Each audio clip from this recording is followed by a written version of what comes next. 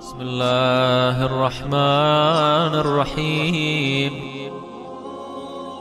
Is often brought up is this issue of la'an.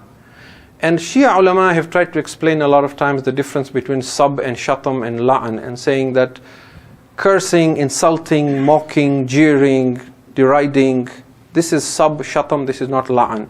And that la'an is simply a prayer, it is a dua that you make, asking Allah to remove you and distance you from certain individuals and to remove His mercy from certain individuals. Now, there is a common idea that why should we do la'an as Muslims? It is negative. And in fact, every Muharram we have a sheikh who comes here from one of the mosques that is frequented by the Sunni brothers, and he comes here usually in the 8th, 9th of Muharram, and he talks about Muslim unity, and mashallah, he's blessed with a beautiful voice, and he recites some na'at. And if you have heard him over the years, he has this message in every year he comes to say, let us focus on reciting salawat and blessings on the Prophet, let us not focus on cursing and doing la'an. Now, if by cursing he means mocking, jeering, deriding, creating, inciting hatred amongst Muslims, then 100% we agree with him. But if by that we mean not invoking Allah to remove His mercy from certain individuals who are responsible for the plight of Muslims today, or not distancing ourselves from certain individuals, then we respectfully disagree. Why? And there are people who write online as well. If you look at some of the lectures by the Shia on YouTube and so on, they'll put a comment down. They'll say, very nice lecture, but a Muslim should never do la'an. And the reason they say that is because when we start our lectures, after we send blessings, we glorify Allah, we send blessings on the Prophet, we send blessings on the Ahlul Bayt, and then we says, وَلَعْنَةُ اللَّهِ عَلَىٰ أَعْدَائِهِمْ أَجْمَعِينَ. And that they find objectionable. Now, in the Quran, Allah does la'an in many places. La'natullahi on the, dhalimeen and so on and so forth. In hadith, we have many places where the Prophet ﷺ has said la'an on individuals and said la'an on these or la'an on those. They are not saying this in the sense of cursing and slander, but in the sense of that prayer. I have one question to ask. If we say that there is no need to do la'an because Allah already knows who deserves to go to heaven and who deserves to go to hell, and if an individual is deserving of Allah's wrath, then Allah will deal with him on the Day of Judgment. Why do we need to, in a sense, add fuel to the fire? Right? Why do la'an when Allah can handle it? My answer to that question is, if that is the case, then why do salawat either? Allah commands us in the Quran, as we saw last night, that Allah and His angels send salawat on the Prophet. O you who believe, sallu alayhi wa sallimu taslima. Allahumma salli ala Muhammad wa ala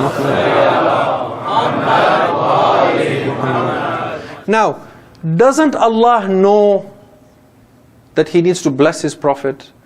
Can Allah not bless His Prophet so abundantly that the Prophet should not need our blessings? Is the Prophet muhtaj of our salawat? But why do the Muslims insist that every time they mention the name of the Prophet, they say sallallahu alayhi wa sallam, sallallahu alayhi wa sallam? Why? Why is Allah insisting we do that when our salawat does not add or elevate the status of the Prophet? The reason is because that salawat is not for the Prophet, it is for us. It asserts and crystallizes our faith. It tells us where we stand. It re-emphasizes my tawalla. In that same manner, when I recite a dua that is a la'an, it is also solidifying and crystallizing my faith and saying, these are my friends and these are not my friends. And there are numerous incidents that unfortunately I can't get into right now, where individuals had very strong faith and they knew who the right and the pious were, but they didn't know who the unrighteous were. So when the time for test came, they wavered.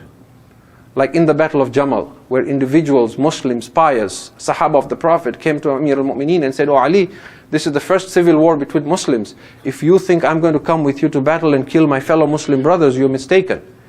And what did Ali say to them? He said, "You have seen right and recognized it, but you have not seen wrong and recognized it." So tabarra has its role as well. It's not about slandering or pushing fists in the air. but it is important.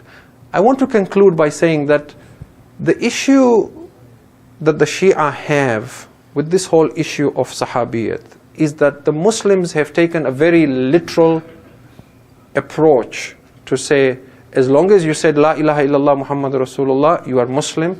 As long as you saw the Prophet even once, you are Sahaba. The Shia's attitude is, we must not take things completely at face value. We must be able to also judge a person by his actions and his past. You can summarize this difference between the Sunni attitude and the Shia attitude in the personalities of Abu Sufyan and Abu Talib. The Sunni Muslims say Abu Talib was not a Muslim. Why? Because he never recited Kalima Shahada until he died. Abu Sufyan is Muslim, is Sahaba. Why? Because he recited Kalima. The Shia say, look at the circumstances for both of them. Abu Talib protected the Prophet since childhood. The Quraysh did not touch the Prophet as long as Abu Talib was alive. Abu Talib recited the Aqdun Nikah of the Prophet ﷺ. Abu Talib opened his valley, Shaib Abu Talib, to protect the family of the Prophet. Abu Talib used to switch where his sons sleep, Ali and Ja'far and Aqil, to protect the Prophet ﷺ. Him you call a kafir. Abu Sufyan was the arch enemy of the Prophet until the Prophet showed up at Makkah, and then also he referred to him as a king, and he surrendered Makkah and recited Kalima to save his life. Him you call a Muslim. That is where we have a problem. That is where we are saying things cannot be so literal. If we're going to talk about right and wrong, orthodox Islam, the idea of justice has to be there. We have to talk about justice and not base it on simply how I was raised and who I'm opposed to. And the Quran says this, وَلَا يَجْرِمَنَّكُمْ شَنَآنُ قَوْمٍ عَلَىٰ أَنْ لَا تَعْدِلُوا اِعْدِلُوا هُوَ أَقْرَبُ لِلتَّقْوَى. O you who have faith, do not let your hatred for a community make you such that you stop being just. Be just. That is closer to taqwa. اللهم صل على محمد وآل محمد